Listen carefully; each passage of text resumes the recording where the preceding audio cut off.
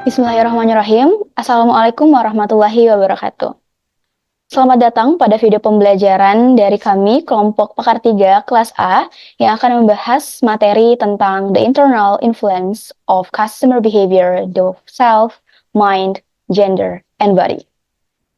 Sebelum langkah lebih jauh, perkenalkan saya Al-Maulani Muada selaku moderator pada video pembelajaran kali ini.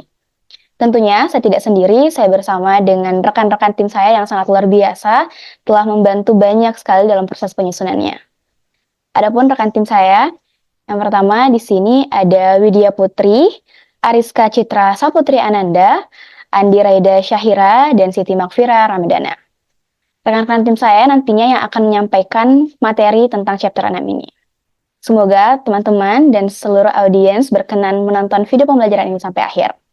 Baiklah, untuk mengefisienkan waktu, saya persilahkan kepada rekan-rekan tim saya selaku presenter untuk membawakan materi, tentunya khususnya materi pertama tentang the self. Untuk itu, kepada rekan saya, dengan ini saya persilahkan.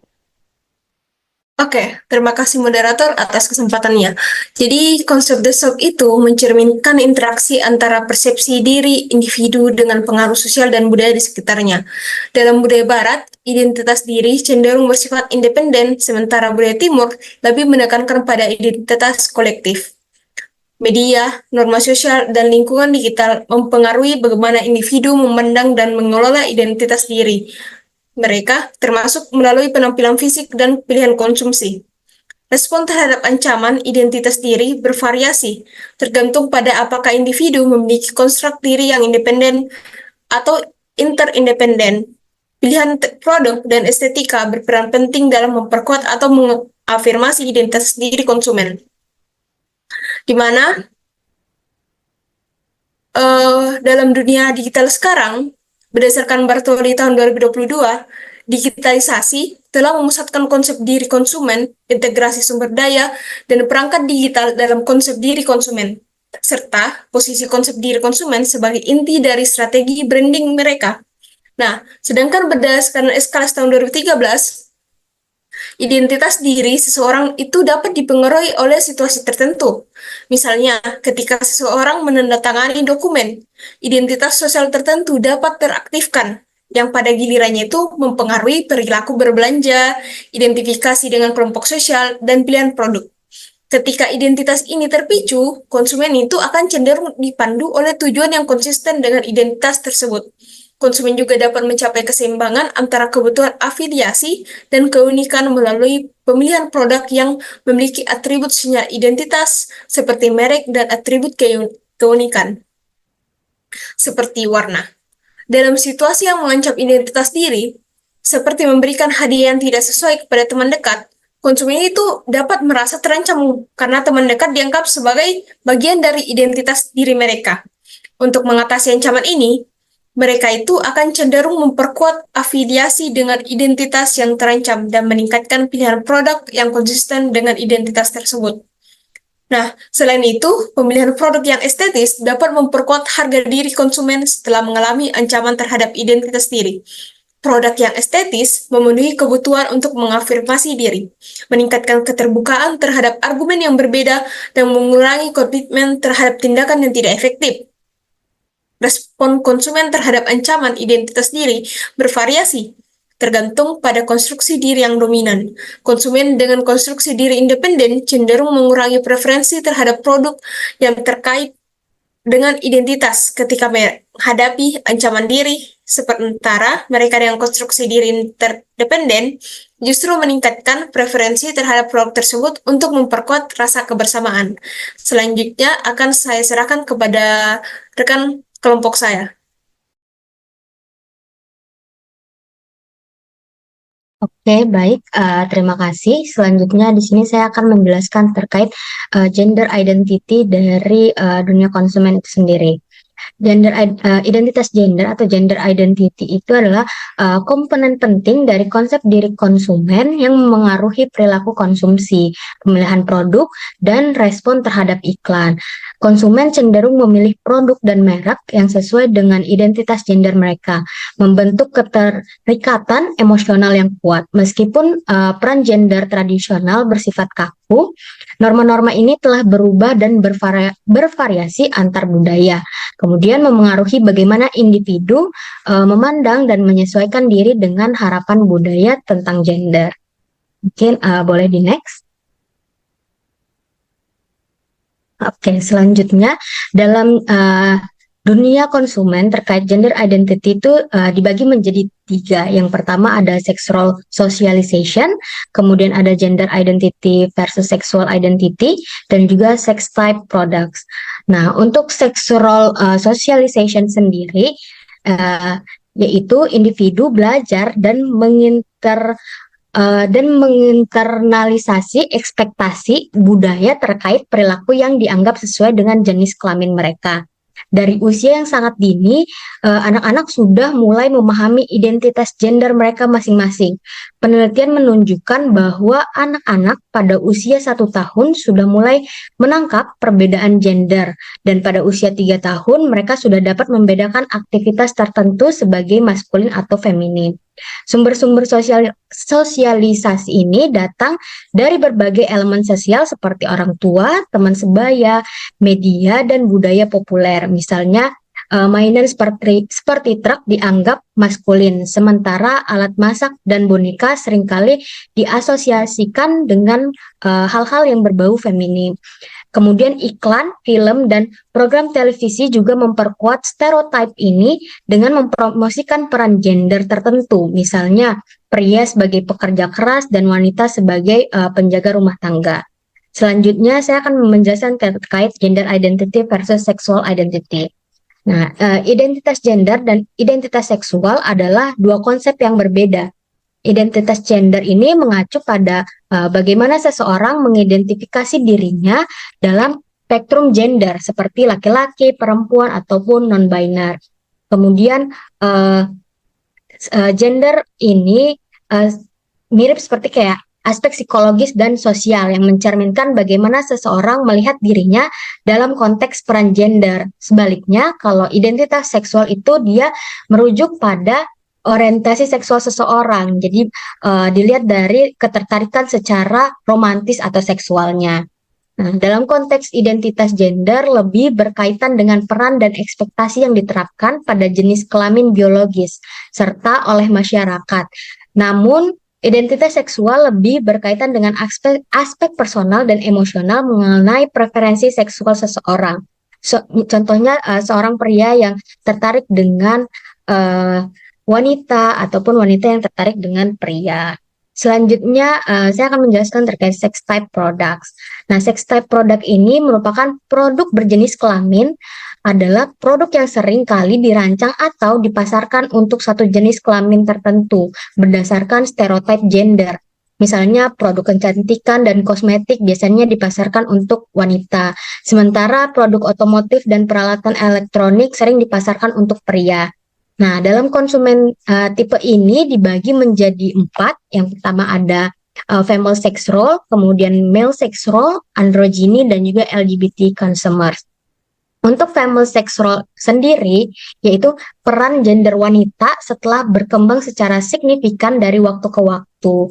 Jadi, dari female sex role ini dilihat dari dunia pemasaran, produk-produk yang ditargetkan itu biasanya cenderung menekankan nilai-nilai seperti keanggunan, kecantikan, dan perhatian pada kesehatan. Contohnya adalah produk-produk kosmetik atau perawatan tubuh yang dipromosikan melalui pesan-pesan yang menekankan kesempurnaan fisik dan kesehatan. Selanjutnya, untuk male sex role atau peran gender pria seringkali dikaitkan dengan maskulinitas yang kuat, kekuatan fisik, dan dominasi. Nah, pria ini cenderung digambarkan sebagai contohnya mencari nafkah, terus pemberontak ataupun pahlawan. Nah, jadi iklan-iklan produk yang dipasarkan itu atau yang ditampilkan itu biasanya terutama terkait produk pria seringkali menekankan kualitas seperti kekuatan, ketangguhan, dan agresivitas. Misalnya dalam iklan minuman atau produk kesehatan pria seringkali muncul pesan-pesan tentang dominasi fisik dan keberanian. Selanjutnya androgyny. Nah, androgyny ini sendiri tuh merujuk pada keadaan di mana seseorang menunjukkan sifat-sifat maskulin dan feminin secara bersamaan. Untuk produk androgini ini sendiri itu biasanya produk-produk yang bersifat unisex atau bisa digunakan oleh wanita ataupun pria gitu. Selanjutnya LGBT consumers. Nah, konsumen LGBT ini mencakup kelompok yang mengidentifikasi diri sebagai gay, lesbian, biseksual, dan transgender. Nah, pada masa lalu pasar ini seringkali diabaikan atau bahkan dilihat sebagai subkultural di Amerika Serikat. Namun dalam beberapa dekade terakhir, konsumen LGBT telah menjadi salah satu segmen pasar yang penting yang terus berkembang, terutama karena peningkatan penerimaan sosial terhadap komunitas ini. Nah, sebuah studi dari Gallup menemukan bahwa sekitar 3,6% responden di 50 wilayah Amerika Serikat mengidentifikasi diri sebagai LGBT. Nah, kelompok konsumen ini memiliki daya beli yang besar dengan perkiraan pengeluaran $250 hingga $350 miliar per tahun. Nah, pasar LGBT ini tidak hanya penting dari segi ukuran, tetapi juga loyalitas terhadap merek karena pasar LGBT ini sendiri ada beberapa barang-barang atau produk yang memang dikhususkan untuk komunitas ini, seperti stationery-nya atau hal-hal lainnya. Mungkin itu saja dari saya yang bisa saya jelaskan. Mungkin selanjutnya akan saya berikan ke partner selanjutnya. Terima kasih. Baik, di sini saya akan menjelaskan the body, yaitu cita-cita kecantikan wanita. Cita-cita kecantikan wanita di Barat telah berubah dari waktu ke waktu, mencerminkan nilai-nilai budaya yang lebih luas. Pada awal abad ke-19, wanita diharapkan memiliki tubuh yang sangat ramping, seringkali dicapai melalui penggunaan korset ketat yang dapat menyebabkan masalah kesehatan serius. Namun, seiring berjalannya waktu, ideal kecantikan beralih kepada penampilan yang lebih sehat dan atletis. Misalnya pada tahun 1920-an, citra Gibson Girl yang atletis menjadi populer, menunjukkan bahwa wanita mulai dihargai karena kekuatan dan kesehatan mereka. Meskipun ada kemajuan dalam pemahaman tentang kecantikan, tekanan untuk memenuhi standar tersebut tetap ada. Wanita modern seringkali merasa tertekan untuk mencapai penampilan ideal yang ditentukan oleh media dan industri kecantikan. Praktik seperti diet ekstrim, penggunaan kosmetik berlebihan, dan prosedur bedah plastik menjadi umum sebagai upaya untuk mencapai penampilan yang diinginkan. Hal ini menunjukkan bahwa meskipun ada perubahan dalam cita-cita kecantikan, tekanan untuk menyesuaikan diri dengan standar tersebut tetap kuat dan dapat berdampak negatif pada kesehatan mental dan fisik wanita. Adapun penghiasan dan mutilasi tubuh. Penghiasan tubuh sering seperti penggunaan kosmetik, tato, dan prosedur bedah plastik seringkali dipandang sebagai cara untuk mengekspresikan diri dan meningkatkan penampilan. Namun, dalam banyak kasus, hal ini juga mencerminkan tekanan sosial untuk memenuhi cita-cita kecantikan yang seringkali tidak realistis. Misalnya, banyak wanita merasa terpaksa menjalani prosedur bedah plastik untuk mencapai penampilan ideal, meskipun ada resiko kesehatan yang terkait. Mutilasi tubuh seperti pengikisan kulit atau pengikatan kaki adalah contoh ekstrim dari upaya untuk memenuhi standar kecantikan. Praktik-praktik ini seringkali berakar pada norma budaya yang mendalam dan dapat menyebabkan konsekuensi kesehatan serius. Dalam konteks ini, penting untuk memahami bahwa penghiasan tubuh tidak selalu merupakan pilihan sepenuhnya bebas, tetapi seringkali dipengaruhi oleh tekanan sosial dan budaya yang kuat. Selain itu, penghiasan tubuh juga dapat berfungsi sebagai simbol identitas dan status sosial. Dalam banyak budaya, praktik ini digunakan untuk membedakan anggota kelompok dari bukan anggota kelompok, menandai status individu dalam organisasi sosial, atau mengekspresikan identitas gender. Misalnya, penggunaan lipstik dan sepatu hak tinggi di kalangan wanita barat seringkali digunakan untuk meningkatkan feminitas dan mengekspresikan identitas gender. Dan adapun konsepsi diri seseorang terhadap tubuhnya sendiri. Konsepsi seseorang terhadap tubuhnya sendiri memiliki dampak besar pada perilaku dan keputusan pembelian. Ketika individu merasa tidak puas dengan penampilan mereka, mereka lebih cenderung terlibat dalam praktik penghiasan tubuh atau membeli produk yang menjanjikan peningkatan penampilan. Hal ini menunjukkan bahwa citra tubuh negatif dapat memicu perilaku konsumsi yang berlebihan dan tidak sehat. Perbedaan budaya dalam cara berpikir tentang diri mereka juga memengaruhi bagaimana mereka memandang tubuh mereka. Di Barat, fokus seringkali pada penampilan fisik dan kesesuaian dengan standar kecantikan. Sementara di budaya lain, nilai-nilai mungkin lebih menekankan kesehatan dan kesejahteraan secara keseluruhan. Pemahaman tentang perbedaan ini penting untuk mengembangkan pendekatan yang lebih holistik dalam memahami hubungan antara tubuh, kecantikan, dan perilaku konsumen. Lebih jauh lagi, citra tubuh yang terdistorsi dapat menyebabkan gangguan psikologis seperti anoreksia dan bulimia yang seringkali terjadi di kalangan perempuan muda. Penelitian menunjukkan bahwa banyak perempuan merasa tertekan untuk memenuhi standar kecantikan yang tidak realistis, yang dapat menyebabkan perilaku merugikan diri sendiri.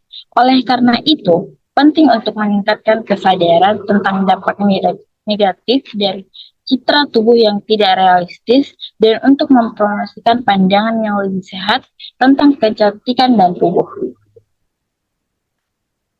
Demikian penjelasan mengenai bagaimana tubuh dan cita-cita kecantikan memengaruhi kepercayaan diri, perilaku, dan kesehatan wanita. Mungkin itu dari saya serahkan kepada rekan saya.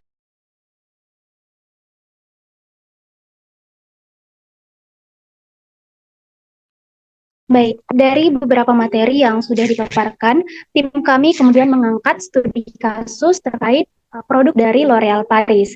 Jadi L'Oréal Paris melalui slogan Iconic Because I'm Worth It pada tahun 1973 dan berhasil memengaruhi persepsi wanita tentang kecantikan dan harga diri. L'Oréal Paris ini memulai tren di mana wanita itu berbicara untuk diri mereka sendiri, menonjolkan rasa percaya diri, kemandirian, dan diri. Jadi L'Oréal Paris ini terus memperluas jangkauan produknya termasuk Lineage Perfect untuk wanita yang lebih tua ya, dan merayakan penuaan dengan cara yang positif dan inklusif. Jadi kampanye ini tuh menunjukkan bagaimana L'Oréal Paris itu menyesuaikan dengan perubahan-perubahan konsep kecantikan dan terus mendukung harga diri wanita di seluruh dunia. Nah, dari studi kasus yang kita angkat ini, secara keseluruhan itu bagaimana L'Oréal Paris menggunakan slogan Because I'm Worth It untuk memengaruhi perilaku konsumen dengan menekankan pada konsep diri, gender, dan tubuh dalam pemasaran produk kecantikannya. Jadi L'Oréal Paris memposisikan mereknya dengan pesan pemberdayaan yang berfokus pada harga diri dan kemandirian wanita, yang awalnya diperkenalkan selama gerakan feminis pada 1970-an. Kampanye ini tuh mengubah cara produk kecantikan dipromosikan dengan memberikan suara kepada wanita dan menginspirasi rasa percaya diri dan penghargaan diri. L'Oréal Paris juga menyesuaikan kampanye mereka untuk mencerminkan terkait perubahan dari nilai-nilai sosial dan demografis dengan menargetkan berbagai kelompok usia dan menawarkan yang sesuai dengan kebutuhan kecantikan spesifik.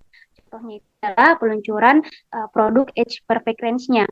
Jadi untuk wanita yang lebih tua, yang merayakan penuaan dengan bangga dan menekankan bahwa kecantikan itu tidak terbatas pada usia muda. Pendekatan ini itu menunjukkan terkait bagaimana pemahaman L'Oréal Paris itu tentang evolusi konsep kecantikan dan penyesuaian strategi pemasaran mereka untuk tetap relevan di mata konsumen.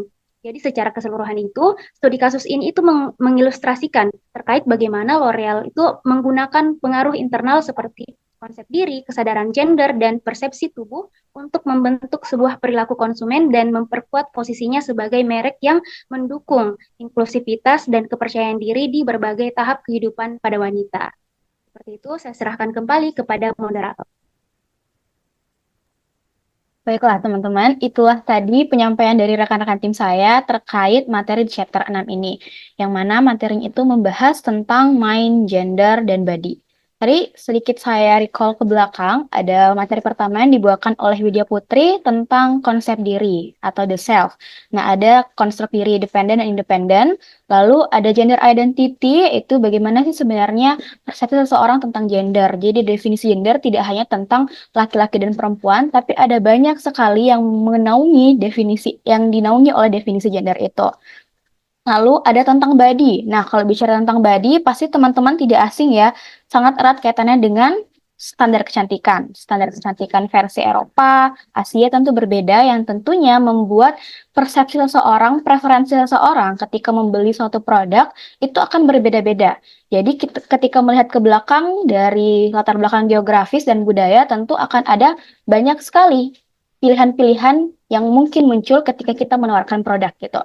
Lalu tadi di studi kasus kita angkat tentang L'Oreal Paris. Nah, di situ berhasil dijelaskan oleh rekan saya, yaitu Makfira, tentang bagaimana ketiga poin penting itu berhasil dibangun oleh brand besar ini.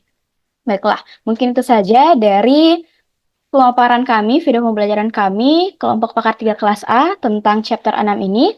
Lebih dan kurangnya mohon dimaafkan. Saya Al Maulani Muada, selaku moderator mewakili rekan-rekan kelompok saya, pamit undur diri. Wassalamualaikum warahmatullahi wabarakatuh.